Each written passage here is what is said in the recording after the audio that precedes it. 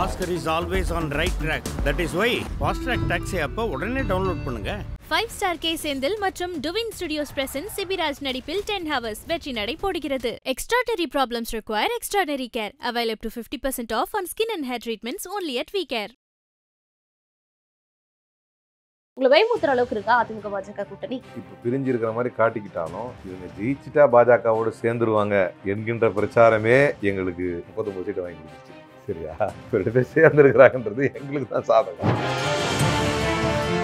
ஒரு கால் அப்படி அதிமுக ஜெயித்து பெரும்பான்மை வந்து அந்த கூட்டணி பெற்றால் நேரடியாக RSS ஆட்சி தமிழ்நாட்டில் நடக்கும். Mark my words. இந்த மாநிலம் வந்து கண்ணை உறுத்திக்கிட்டே இருக்கு. எப்படியாவது இவங்க உள்ள வரணும்னு நினைக்கிறாங்க. அப்போ அதே உணர்வோடு எப்படியாவது இவங்களை வெளியே தோற்றணும்னு நம்ம நினைக்கிறோம்.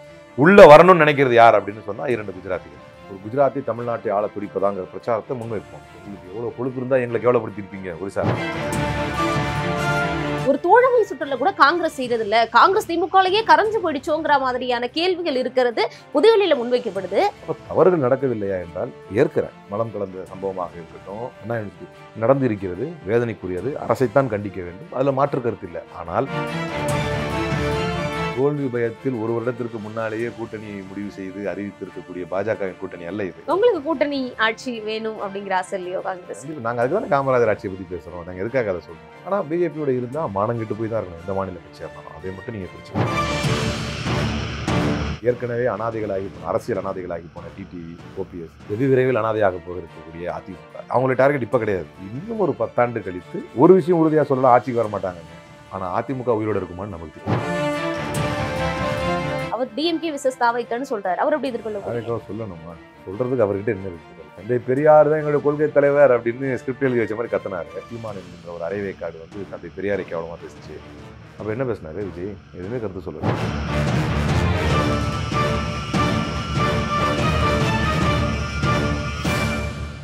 வணக்கம். இன்று நம் நிகழ்ச்சியில் நம்முடன் இணைந்திருப்பவர் காங்கிரஸ் சேர்ந்த வழக்கறிஞர் அலீம் அல் புகாரி அவர்கள். சார்கிட்ட கேட்க நிறைய கேள்விகளும் சந்தேகங்களும் இருக்கு, பேசுவோம். வணக்கம் சார். கடந்த தேர்தல்கள் எல்லாமே உங்களுக்கு எதிரான வாக்குகள்ங்கிறது பிரிஞ்சிருந்தது. அதிமுக பாஜக கூட்டணி 24 எல்லாம் இல்ல. இப்போ ஒரு கூட்டணி அமைச்சிருக்காங்க. இது கண்டிப்பா திமுகவுக்கு பயமுறுத்தக்கூடிய ஒரு கூட்டணியா இருக்கு. அதனாலதான் நைட்டுக்கெல்லாம் தூங்காம விடிஞ்ச உடனே அறிக்கை விடுறாரு ஸ்டாலின் அப்படிலாம் சொல்லப்படுது. உங்களை பயமுறுத்துற அளவுக்கு இருக்கா அதிமுக பாஜக கூட்டணி? அதாவது இது ஒரு பதில சொல்லணும்னா, இப்ப பிரிஞ்சு இருக்கிற மாதிரி காட்டிக்கிட்டாலும் இவங்க ஜெயிச்சுட்டா பாஜகவோடு சேர்ந்துருவாங்க என்கின்ற பிரச்சாரமே எங்களுக்கு 39 சீட்டை வாங்கி கொடுத்துருச்சு.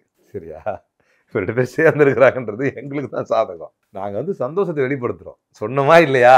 இப்போ அது நடந்துச்சா இல்லையா? இப்போ 2 பேரும் சும்மா இப்போ விளையாடிக்கிறானுங்க, ஒரு வேளை ஜெயிச்சிட்டானுங்க ஏதாவதுன்னா இப்போ ஜாயிண்ட் அடிச்சுக்குவானுங்கன்னு 0 ஆக்கிட்டாங்க மக்கள். ஆமாம்மா கரெக்டு தான், இவங்க ஜெயிச்சிட்டா ஜாயிண்ட் ஆயிடுவானுங்க அப்படின்னு 0 ஆக்குனாங்க. இப்போ உண்மையிலே நடந்துருச்சு. நாங்கள் சொன்னதான் நடந்துருச்சு. இப்போ என்ன பிரச்சாரமாக வைத்து வெற்றி கொண்டோமோ அந்த பிரச்சாரமே நடந்திருக்குன்னும் போது அகைன் இன்னொரு வெற்றியை வந்து சுவைக்கிறது தான் காத்திருக்கு. இதில் நாங்கள் பதட்டப்படுறதுக்கு என்ன இருக்குது? அந்த ஓட் பெர்சன்டேஜ் வச்சு பார்க்கலாம். இங்கே ஒரு 18, இங்கே 23, இது 2த்தையும் ஜாயின் பண்ணா உங்களுக்கு ஒரு டஃப். அது இல்லாம அங்கங்க சிதறி இருந்த கட்சிகளும் சேர்ந்த ஒரே அணியா எதிர்த்து திமுக ஆட்சி அகட்டணும்னு நாங்கள் என்ன பண்ண போறோம்? 18% அது பொய்யுங்க. அது திரும்ப 18. சரி, ஓகே, அக்செப்ட் பண்றேன். 18 எத்தனை தொகுதியில் நின்றாங்க?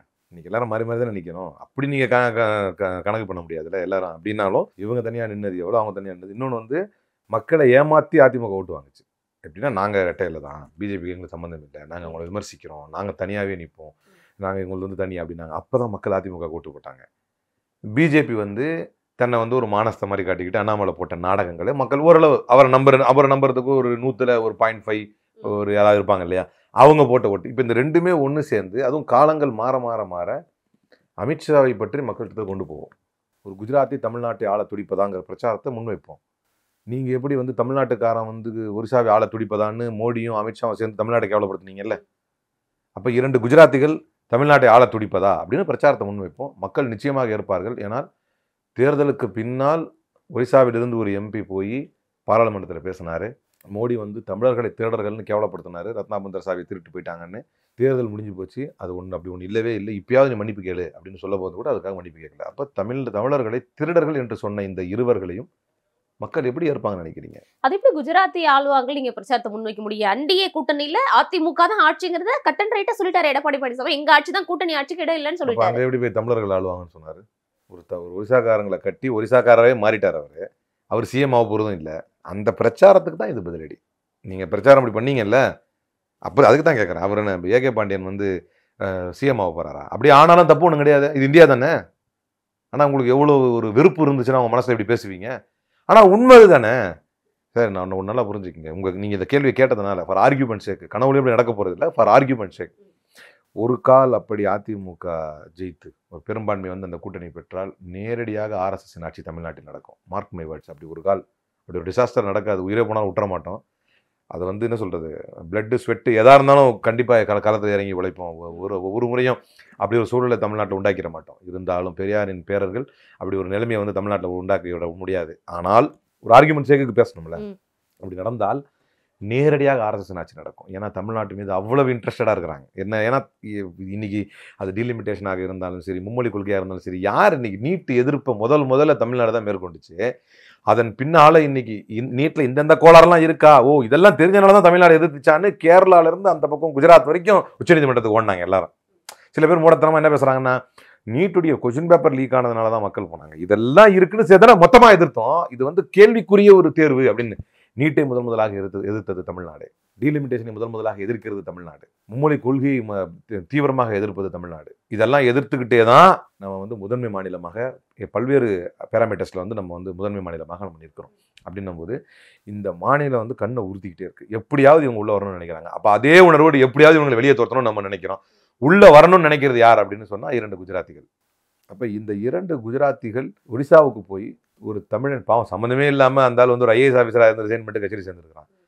அவனை போய் தமிழர்கள் ஆள துடிப்பதான்னு பேசினதோடு மட்டும் இல்லை, ரத்னாபந்தர் சாவியை சொன்னதோடு மட்டுமல்ல, ஒரு இலையை விரித்து அந்த இலையில வந்து சாப்பாடை போட்டு ரசத்தை போட்டு சாப்பிட்ற மாதிரி ஒரு விளம்பரத்தை பண்ணி என்கிட்ட அந்த வீடியோ வந்து முதல்ல அவங்க அழிச்சிட்டாங்க. அப்புறம் நான் டவுன்லோட் பண்ணி வச்சிட்டேன். சாப்பிட்றான் ஏகே பாண்டியன் மாதிரியே ஒரு ஆள் இந்த சேவெல்லாம் பண்ணிட்டு வேஷ்டி சட்டை கட்டிட்டு சாப்பிட்றான். ஆனால் அவனால் அந்த சாப்பாடை போட்டதுனால சாப்பிட முடியல, அப்படி வலிக்கிட்டு போகுது. தமிழர் கலாச்சாரத்தை இலை விரித்து உணவு இருந்தக்கூடிய தமிழர் கலாச்சாரத்தை கேவலப்படுத்தி பாய் பாய் பாண்டியா அப்படின்னு வரும் லாஸ்ட்ல அந்த விளம்பரம். அதை தன்னுடைய அஃபிஷியல் ஹேண்டில் போட்டு கடுமையான எதிர்ப்புக்கு பின்னால் எடுத்தாங்க. ஆனால் but damages already bin ton. மக்கள்கிட்ட போய் சேர்ந்துருச்சு அது.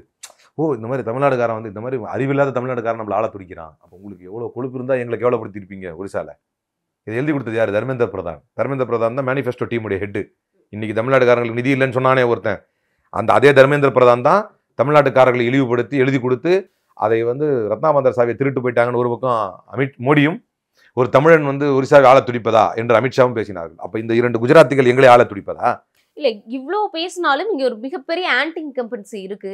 அதை வந்து இவ்வளவு நாட்கள் பிரிச்சு இருந்ததுனால தனித்தனியா போனுச்சு. இப்போ ஒரே அணில திரண்டு இருக்கிறாங்கிறப்போ அதை ஒரேடியா அறுவடை பண்ணிடுவாங்கல்ல. காமராஜருக்கு லே ஆஃப் கொடுத்த மக்கள் தான். ஆன்டி இன்கம்பன்சி எல்லாருக்குமே இருக்கதான். அந்த ஆன்டி இன்கம்பன்சிக்கு ஒரு மருந்தை நாங்கள் தேடுறோம்.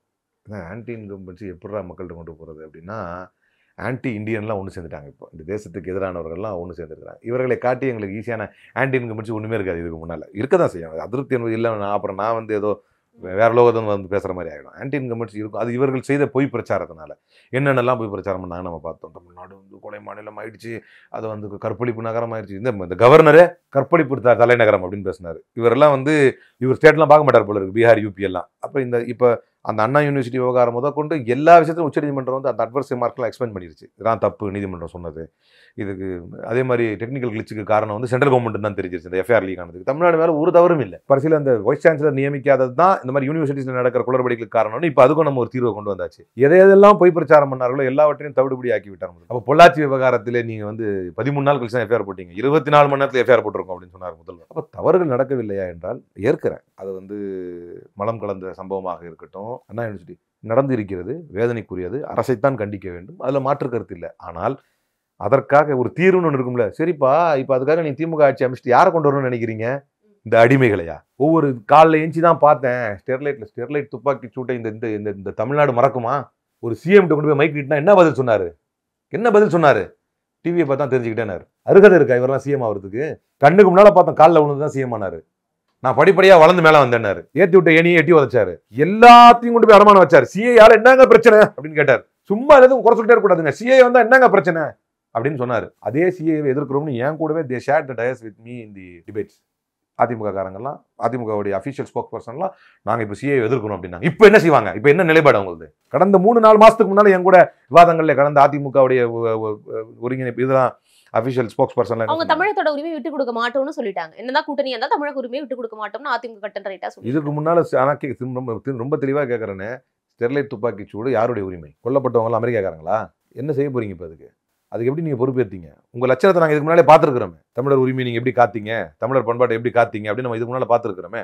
தமிழகத்துல எவ்வளவு பிரச்சனைகள் நடக்குது, நீங்களே சொல்றீங்க ஃபுல்லாவே சரியா இருக்குன்னு நான் சொல்லல, நான் ஒரு டிஎம்கே பர்சனா பேசுறேன், இருந்தாலும் இது எல்லா இடத்துலயும் நடக்கிறது தான், ஆனா முன்னாடி அளவுக்கு இப்ப இல்ல அப்படின்னு சொல்றீங்க. ஆனா கூட்டணியில இருந்துகிட்டு விசிகவோ இல்ல கம்யூனிஸ்டுகள் செய்யறத கூட, ஒரு போராட்டங்களை கூட, ஒரு தோழமை சுற்றுல கூட காங்கிரஸ் செய்யறது இல்ல, காங்கிரஸ் திமுகலயே கரைஞ்சு போயிடுச்சோங்கிற மாதிரியான கேள்விகள் இருக்கிறது புதுவெளியில முன்வைக்கப்படுது. உங்களுடைய எம்பி கார்த்தி சிதம்பரமும் அதை சொல்றாரு, ஏத்துக்கிறாரு, ஆமாங்கிறாரு. அவரு காங்கிரஸ்காரரு இப்படி தப்பு நடக்குது அப்படிங்கிறத சுட்டி காட்டி தானே இருக்கிறாரு, அப்படிதானே இருக்கிறாரு. ஆனா இவங்க அளவுக்கு போராட்டம் காங்கிரஸ் முன்னெடுக்கிறது இல்லதான், ஏத்துக்கிறேன் அப்படின்றாரு. அப்படி ஏற்கும் போது உள்ள என்ன இருக்கு, நடக்குது தப்புங்கிறத அவர் ஏற்கிறாரு. தப்பு நடக்குது, ஏன் காங்கிரஸ் முன்னெடுக்க மாட்டீங்க? அவரே ஒரு காங்கிரஸ் எம்பி தானே, அவர் சொல்றதே உங்களுக்கு சுட்டி காட்டுதல் தானே. அப்படி பார்த்தா ஒருத்தருக்கு இப்போ கம்யூனிஸ்ட் எதுக்காக போராடுறாங்க, சாம்சங் தொழிலாளர்கள் விஷயத்துல அவங்க போராடுறாங்க. அது வந்து தொழிலாளர் நலன் சார்ந்து கட்டமைக்கப்பட்ட ஒரு கட்சி, அதுல அவங்க போராடுறாங்க. அதை திமுக ஹோல் ஹார்ட்டடா ஏற்கிறது. அது ஜனநாயகம். சாதிய பாகுபாடுகள் எடுத்து தொடர்ந்து சமூக நீதி போராளியாக இருந்து வருகிறார் நம்ம எழுச்சி தமிழர் அவர்கள். அப்ப அவர் வந்து அந்த பிரச்சனைகளை தலையெடுத்து போராடுறாரு. அதையும் திமுக வந்து ஹோல் ஹார்ட்டடா ஏற்குது. தப்பு, நட்பு சுட்டுதல்ல வந்து இதை வந்து சரியா தவறு தான் அப்படின்னு காட்டும் போதும், அதை வன்மையா கண்டிக்க வேண்டிய சூழ்நிலை வரும்போதும் கண்டிக்கிறாரு, ஏற்கிறாங்க. காமராஜர் ஆட்சி தான் அமைக்க வேண்டும் என்று எங்களுடைய தலைவர் செல்வ பெருந்தகை அவர்கள் சொன்னதையும் அதே தமிழ்நாடு ஏற்கிறது. அதே காங்கிரஸ் தான் காமராஜர் ஆட்சி தான் இங்க நடந்துகிட்டு இருக்குன்னு சொன்னுச்சு. ஆமா, அதனுடைய மாடல் தான் இங்க நடந்துகிட்டு இருக்குங்கிறோம். இதுல என்ன தவறு இருக்கு? நான் ஏற்கனவே இப்ப நீங்க இந்த கேள்வி கேட்பீங்கன்னு எனக்கு தெரியாது. நான் அதுக்கு முன்னாலே சொன்னேன், காமராஜர் ஆட்சிக்கே லே ஆஃப் கொடுத்துருக்காங்க மக்கள் அப்படின்னு. அப்ப இது ஏமாத்திரம். காமராஜரை விட சிறந்த தலைவர் நாங்க யாரையும் போட்டுற மாட்டோம்.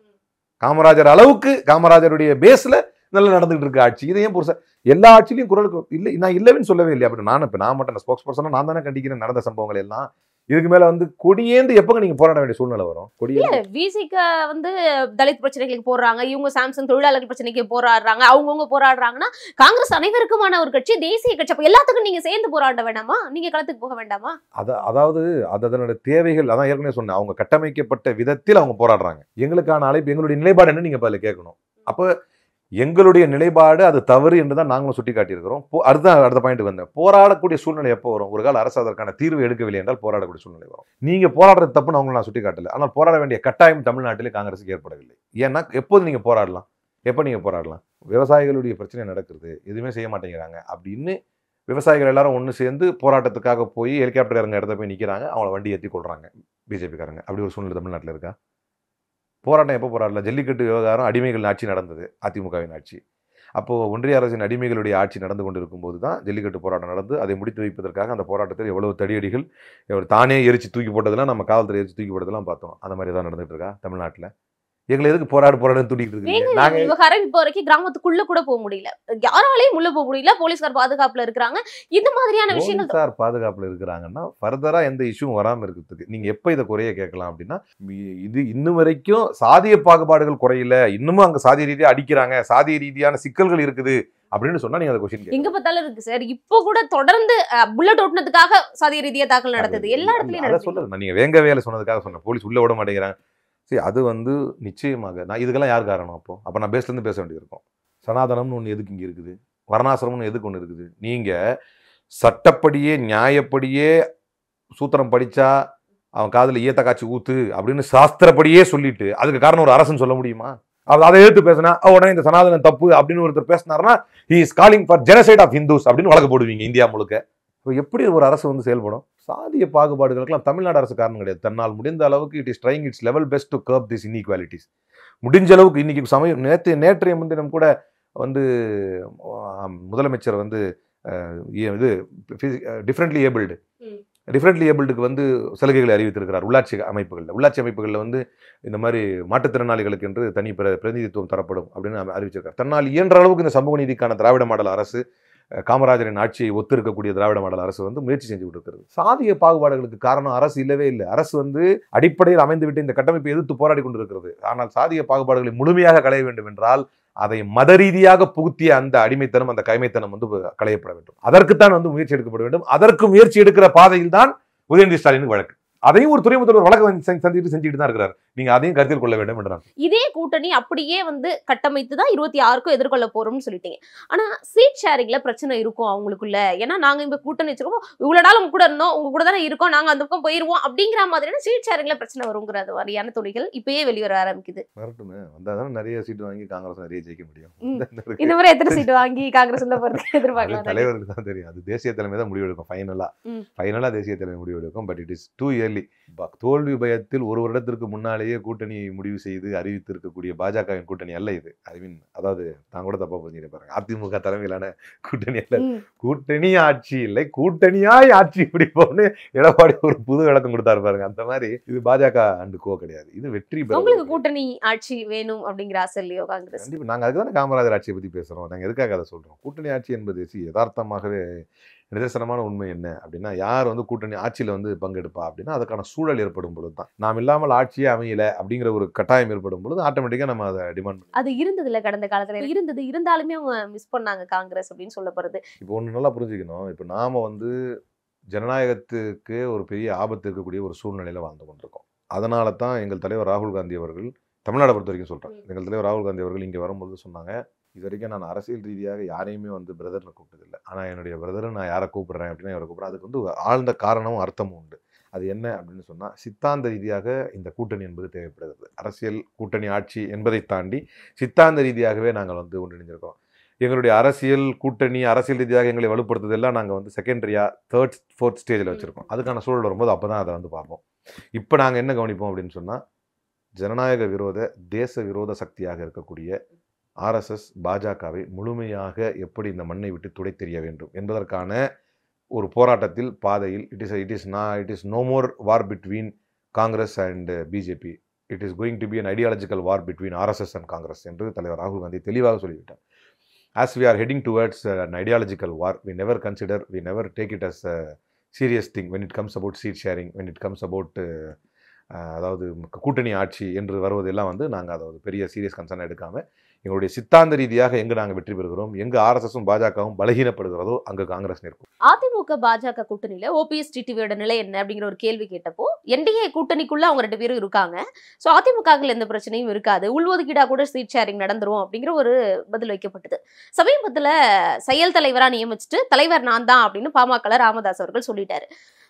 24லேயே பாஜக கூட்டணி ராமதாஸ் அவர்களுக்கு ஒப்பு வரல. ஆனா அன்புமணியோட கட்டாயத்தின் பேர்ல தான் அங்க இருந்தாங்க. சோ இந்த மாற்றங்கள் எல்லாம் பாக்குறப்போ அந்த கூட்டணி பக்கம் ராமதாஸுக்கு மீண்டும் போகிறதுக்கான விருப்பம் இல்லைன்னு சொல்லப்படுது.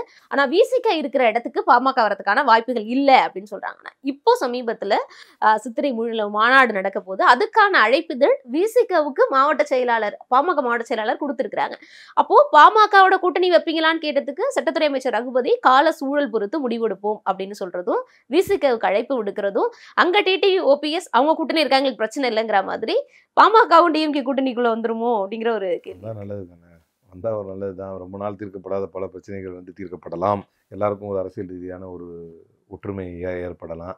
இது நல்லது தானே, ரொம்ப மகிழ்ச்சியான ஒரு விஷயம். ஏன்னா டிடிவி மாதிரி ஒரு அயோக்கிய சிந்தனை கொண்டவர்களை பார்க்க முடியாது. ஏன்னா முழுக்க அவர் இன்னைக்கு அனாதையாக நிற்கிறதுக்கு காரணமே பாஜக தான்.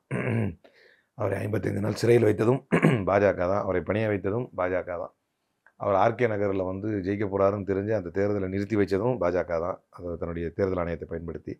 இப்படி எல்லாவற்றையும் செய்தது பாஜக தான். இன்றைக்கி அவர் அரசியல் அனாதையாக நிற்பதற்கு முழுமுதற் காரணம் பாஜக தான். ஒவ்வொரு காலகட்டத்தில் வாய் புளித்ததோ மாங்காய் புளித்ததோங்கிற மாதிரி கண்ட நேரத்துக்கு கண்ட மாதிரியான வாக்குறுதியை கொடுத்துட்டு என்றைக்குமே நான் பாஜகவோட நிற்க மாட்டேன் அப்படி இப்படின்லாம் பேசிட்டு இன்றைக்கி இப்படி அரைகுறி நிர்வாணமாக போய் பிஜேபியோட நிற்பார் அப்படின்னு கனவுல கூட நினைக்கல. ஆனால் பிஜேபியோட இருந்தால் மானங்கிட்டு போய் தான் இருக்கணும், எந்த மாநில கட்சியாக இருந்தாலும். அதை மட்டும் நீங்கள் குறிச்சிக்கங்க. பீகாரில் நிதிஷ்குமார் ஏன் அந்த கூட்டணியை விட்டு வெளியே வந்தார்? முதல்ல they are running a parallel government with speaker அப்படின்னா, ஸ்பீக்கர் வந்து பிஜேபிக்கு வாங்கிட்டு ஸ்பீக்கர் தனியாக பேரலல் கவர்மெண்ட் நடத்துகிறாருன்னு தான் அவர் அந்த கூட்டணியை விட்டு வெளியே வந்தார். இன்றைக்கி ஏக்நாத் ஷிண்டேவை வைத்து அந்த சிவசேனா ஒரிஜினல் சிவசேனாக்கு இவங்க செஞ்ச நிலைப்பாடு என்ன? ஓனர்கிட்டே கட்சி இல்லை. அதே மாதிரி மாநில கட்சிகளாக இருக்கக்கூடிய என்சிபிக்கு இவர்கள் செய்திருக்கக்கூடிய நிலைப்பாடு என்ன? சரத்பவாருடைய கட்சியுடைய தலையெழுத்து தான் என்ன? அதே மாதிரி அந்த கட்சியிலிருந்தே ஒரு ஆளை கொண்டு பிஜேபி வந்து ஜார்க்கண்டில் இருந்து முக்தி மோர்ச்சாலேருந்து செம்பாய் சோரனை வந்து பிடுங்கி இருப்பதை நம்ம பார்க்குறோம். தமிழ்நாட்டில் ஒரு பாஜக பிரமுகர் அன்றைக்கி டிவியில் பேசுகிறாரு, என்னால் பேரை கூட சொல்ல முடியும். சொல்கிறாரு, நாங்கள் ஒரு எஸ்டாப்ளிஷ்டு பார்ட்டியோட கூட்டணி வைப்போம், எஸ்டாப்ளிஷ்டு பார்ட்டியோட கூட்டணி வச்சு நாங்கள் எமர்ஜிங் பார்ட்டியாக வந்துடுவோம். எவ்வளோ கூச்சம் இல்லாமல் இப்படி பேசுகிறாங்க பாருங்கள். இவங்க என்னன்னா சரி நீங்க கூட கேட்கலாம், அது யதார்த்தம் தானே, அவங்க எமர்ஜிங்காக வரதுக்கு தானே பண்ணுவாங்க, அதுக்கு ஏன்டா கூட்டணி வைக்கிறீங்க, நீங்களே எமர்ஜிங்காக வர வேண்டியது தானே, அண்ணாமலை சொல்ற மாதிரி பேசாம அவன் அந்தாலத்தோட கூட சரின்னு ஏற்றுக்கலாமே. அப்போ என்ன சொல்ல வராங்கன்னா, அதுக்கு மீனிங் என்னன்னா, நாங்கள் எஸ்டாப்ளிஷ்டு பார்ட்டியா அமுக்கி நாங்கள் எமர்ஜிங் பார்ட்டியாக வந்துடுவோம், அதுக்கு அமுக்கிறதுக்கு என்னென்ன வேலைலாம் நாங்கள் செய்வோம் அப்படின்னு. ஏற்கனவே அனாதைகளாகி போன அரசியல் அனாதைகளாகி போன டிடிவி, ஓபிஎஸ், வெகு விரைவில் அனாதையாக போக இருக்கக்கூடிய அதிமுக, அவங்களோட டார்கெட் இப்போ கிடையாது, இன்னும் ஒரு 10 ஆண்டு கழித்து. ஏன்னா அவங்க they are driven by ideology தானே. இன்னும் ஒரு 10 ஆண்டு கழித்து மேபி ஜெய்ஷாலாம் அடுத்த பிரைம் மினிஸ்டர் கேண்டிடேட்டாக வரும்போது அவங்களுடைய கணக்கு வரும்பொழுது தமிழ்நாட்டில் அதிமுக பதிலாக பாஜக இருக்கணும், அவங்க கணக்கு அதுதான். இப்போ கொஞ்சம் கொஞ்சமாக இப்போ எடப்பாடியுடைய சுயநலன், இப்போ நீங்கள் யார் கட்சியில் யாருக்கும் நிலைப்பாடு இல்லை, என் கூட அதிமுக காரங்கன்னா தாயா பிள்ளையா மாமா மச்சனா பழகிறவங்க இருக்கிறாங்க, எங்கள் கூடலாம் நாங்கள்லாம் இங்கேயே இருக்கிறதுனால அதிமுக காரங்க அவ்வளோ பேர் இருக்கிறாங்க, பச்சை மண்ணுங்க அதிமுக காரங்கள்லாம் அவ்வளோ.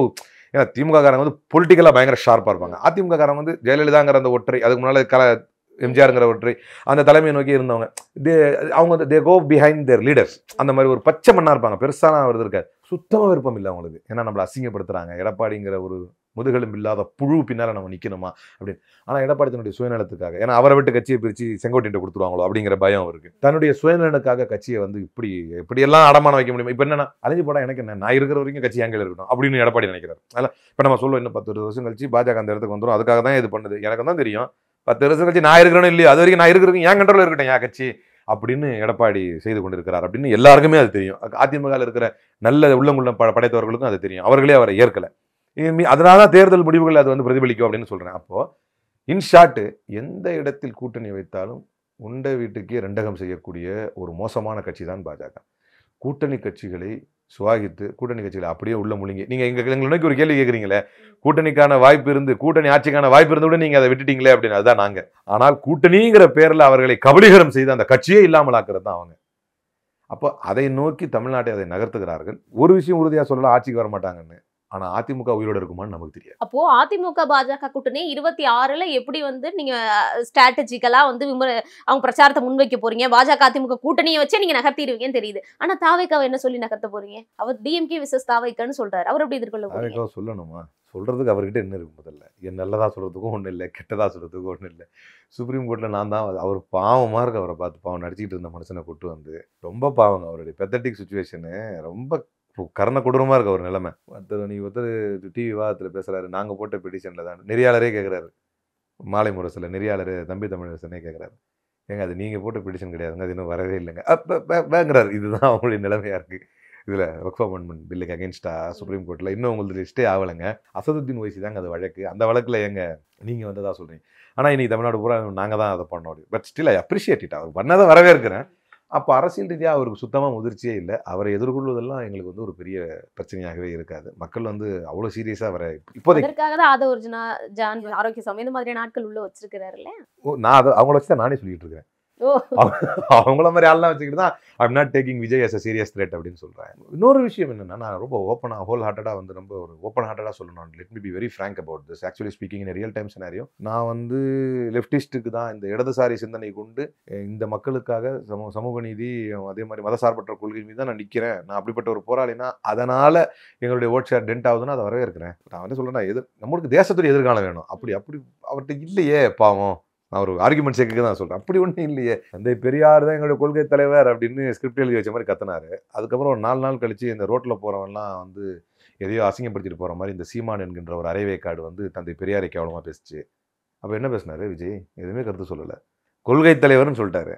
அதுக்கப்புறம் சீமான் பெரியார் இவ்வளோ வன்மமாக பேசும்பொழுதும் அரசியல் அனாதை சீமான் இப்படி பெரியாரை பற்றி பேசினப்போ ஏன் விஜய் ரியாக்ட் பண்ணவே இல்லை? அப்போ எனக்கு ரொம்ப அவர் அந்த பொதுக்கூட்ட மேடையில் எங்கள் கொள்கை தலைவர் பெரியார்னு எல்லாத்தையும் தூக்கி போட்டேன், நம்மால் ராயவர் அப்படின்னு சொல்ல போனால் லிட்ரலி டிவியை பார்த்துக்கிட்டே இருக்கிறேன், லிட்ரலி கிளாப் தட்டினேன். சொல்லிட்டாரா பெரியார் பேரை சொல்லிட்டாரா, பரவாயில்லடா அப்படின்னு. எந்த historically and what side is going to be அப்படிங்கிறது நம்ம கவனிச்சுட்டே இருப்போம்ல.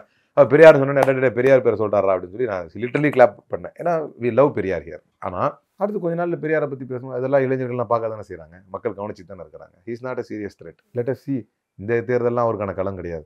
அடுத்தடுத்து தேர்தலில் வரட்டும், நிற்கிறாரா பார்ப்போம். அடுத்து பிஜேபி உண்மையிலேயே ஒரு பிஜேபி எதிர்த்தாருன்னா இடி கூடி எல்லாம் வரும் ஒரு வீட்டுக்கு. அதெல்லாம் வராத போது மக்கள் ஏற்க மாட்டாங்க.